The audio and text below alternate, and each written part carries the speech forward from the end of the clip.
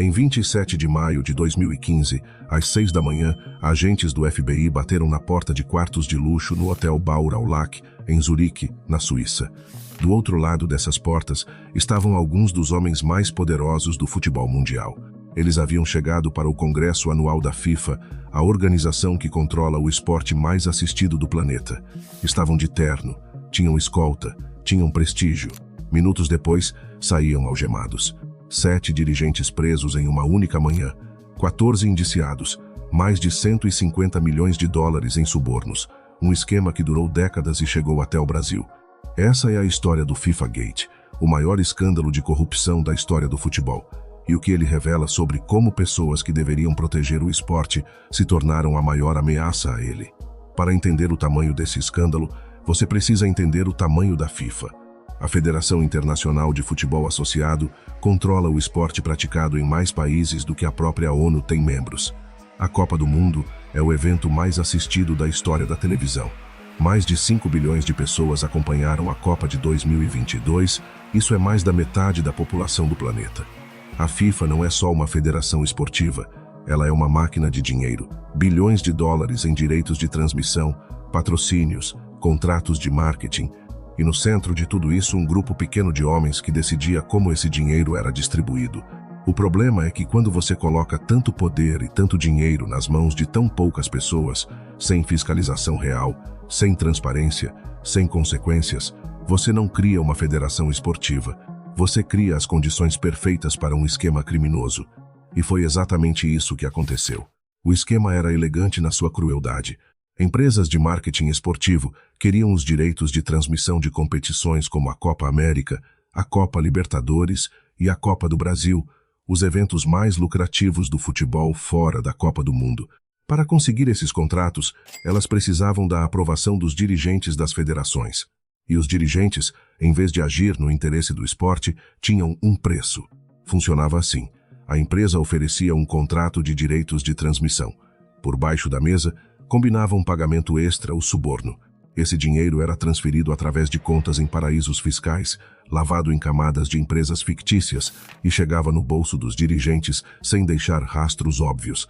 O FBI estimou que mais de 150 milhões de dólares foram pagos dessa forma ao longo de décadas. Em alguns casos, os pagamentos eram feitos literalmente em envelopes de dinheiro vivo entregues em reuniões de hotéis de luxo. Reuniões que aconteciam exatamente no tipo de hotel onde o FBI apareceu em maio de 2015. O que chama a atenção nesse esquema não é só o volume do dinheiro, é a normalidade com que tudo funcionava. Para muitos dos envolvidos, receber subornos não era um desvio de conduta, era parte do trabalho. Era como as coisas sempre tinham funcionado. Essa é uma das características mais perturbadoras de esquemas de corrupção de longa data. Quando a ilegalidade se torna cultura, as pessoas param de enxergar o que estão fazendo como errado. O Brasil não estava nas margens desse escândalo. Estava no centro dele. José Maria Marim era brasileiro, ex-presidente da CBF, organizador da Copa do Mundo de 2014 realizada aqui. Em 27 de maio de 2015, ele estava entre os 7 dirigentes retirados do Hotel Baur au Lac com algemas nos pulsos. Marim foi condenado em dezembro de 2017 por 6 dos 7 crimes que lhe foram imputados: organização criminosa, fraude e lavagem de dinheiro. As acusações incluíam o recebimento de mais de 6 milhões de dólares em subornos relacionados à Copa América e à Copa do Brasil. Mas Marim não era o único brasileiro na história. Ricardo Teixeira, ex-presidente da CBF por mais de 2 décadas e ex-genro de João Avelange, que por anos presidiu a própria FIFA, também foi indiciado. Teixeira fugiu para o exterior antes de ser preso e nunca foi extraditado. Marco Polo Del Nero, que presidiu a CBF após Marim, também foi indiciado nos Estados Unidos e renunciou ao cargo em 2017. E havia José Hawila, empresário brasileiro dono da empresa de marketing esportivo Traffic, que foi um dos primeiros a ser abordado pelo FBI em 2013, num hotel em Miami. Hawila decidiu cooperar com as autoridades, foi multado e se tornou peça fundamental na delação que derrubou o esquema. 3 presidentes consecutivos da maior federação de futebol do país, mais apaixonado pelo esporte no mundo, todos envolvidos no maior escândalo de corrupção da história do futebol. Isso não é coincidência, é um sistema. A investigação do FBI durou anos. Agentes construíram o caso pacientemente, seguindo o dinheiro através de dezenas de contas em paraísos fiscais em todo o mundo, Ilhas Cayman, Suíça, Panamá, Bahamas. A estratégia foi clássica. Primeiro, pressionar os elos mais fracos da cadeia, oferecer acordos de delação em troca de cooperação e usar as informações obtidas para subir cada vez mais alto na hierarquia. Foi assim que José Rauila foi abordado em 2013. Foi assim que outros intermediários foram sendo convertidos em delatores. E foi assim que o FBI soube exatamente quem estaria no Hotel Baur Au Lac naquela manhã de maio de 2015. O timing foi calculado com precisão cirúrgica. Os dirigentes haviam chegado para o Congresso Anual da FIFA, um dos eventos mais importantes do calendário da federação. Estavam reunidos, identificados, sem como fugir. Às 6 da manhã, autoridades suíças executaram os mandados de prisão emitidos pelos Estados Unidos. O mundo acordou vendo imagens que pareciam impossíveis. Os homens que controlavam o futebol mundial sendo escoltados para fora de um hotel 5 estrelas por agentes de segurança. Em Zurique, o Congresso da FIFA continuou. 2 dias depois, Sepp Blatter, presidente da FIFA por 17 anos, o homem mais poderoso do futebol mundial, foi reeleito para mais um mandato. 4 dias depois, ele renunciou. Sepp Blatter presidiu a FIFA por 17 anos. Era suíço, falava 6 idiomas e construiu um dos impérios burocráticos mais sólidos do esporte mundial. Blatter sempre negou envolvimento pessoal nos esquemas de corrupção e, tecnicamente, nunca foi condenado pelos crimes do FIFA Gate. Mas em 2015, as autoridades suíças abriram uma investigação criminal separada contra ele, suspeito de pagamentos irregulares feitos a Michel Platini, então presidente da UEFA e favorito para sucedê-lo na FIFA. Blatter foi suspenso, depois banido do futebol por 6 anos pela própria FIFA. Depois teve o banimento reduzido. Depois apelou. O caso se arrastou por anos. O que a trajetória de Blatter revela é algo que psicólogos que estudam corrupção sistêmica descrevem como a armadilha do poder acumulado. Quando alguém passa décadas no topo de uma organização sem ser questionado, desenvolve uma convicção genuína de que as regras não se aplicam a ele. Não é necessariamente hipocrisia consciente, é uma distorção de percepção que acontece gradualmente, à medida que o poder se consolida e a impunidade se normaliza. Blatter não era um criminoso que entrou na FIFA para roubar. Era um burocrata que foi ficando, foi acumulando poder e foi perdendo a capacidade de enxergar onde a linha havia sido cruzada.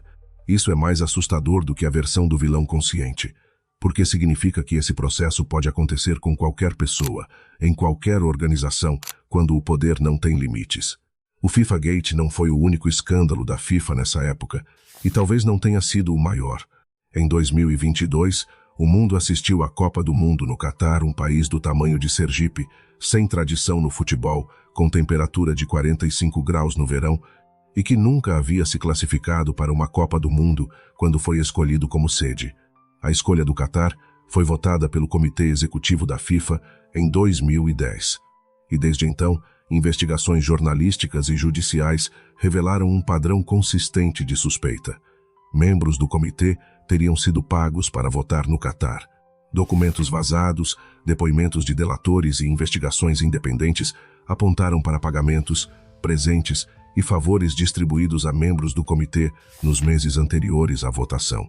Uma ex-consultora do Comitê Olímpico do Catar afirmou publicamente, em 2014, ter testemunhado negociações irregulares nos bastidores do processo.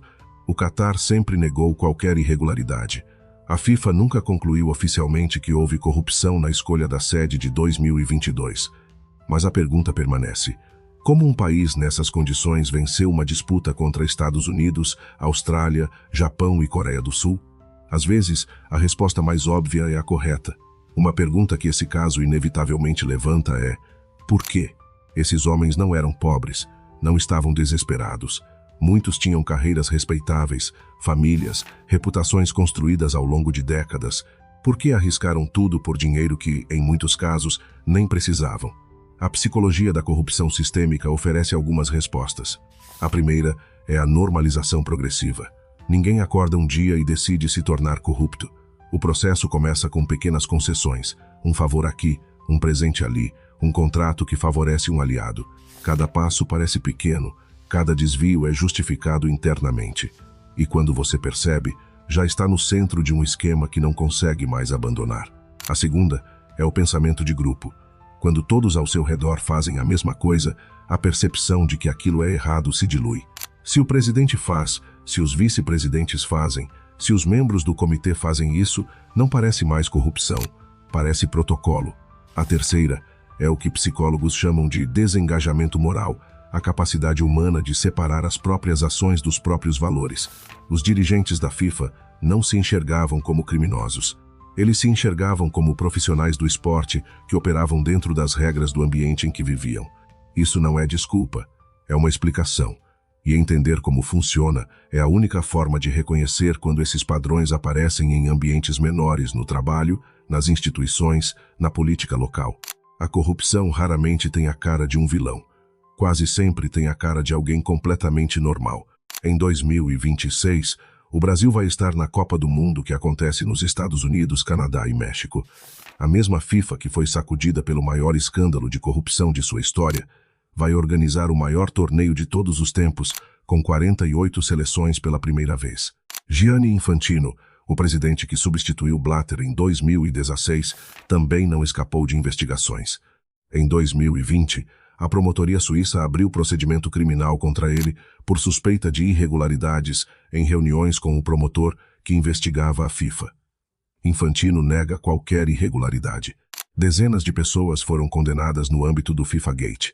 Contratos foram rescindidos, reputações foram destruídas, carreiras terminaram. Mas a FIFA continua, mais poderosa em muitos sentidos do que antes. A Copa de 2026 vai gerar bilhões. Os direitos de transmissão valem fortunas. Os patrocinadores continuam na fila. Porque o futebol é grande demais para ser destruído pelos crimes das pessoas que o administram. E talvez seja esse o problema mais profundo que esse escândalo revela. Não é que pessoas corruptas chegaram ao poder do futebol. É que o futebol criou um ambiente onde a corrupção podia prosperar por décadas, porque o produto era tão valioso, a audiência tão leal e o amor pelo esporte tão incondicional, que ninguém queria parar para olhar o que estava acontecendo nos bastidores. Quando você assiste a Copa de 2026, lembre-se dessa história. Não para deixar de amar o futebol, mas para nunca mais assistir a ele com os olhos fechados. Se esse episódio te fez ver o futebol de forma diferente, esse era exatamente o objetivo. Ativa o sininho. No próximo episódio do Arquivo Sombrio, vamos entrar em outro caso que vai te deixar sem dormir. Até lá!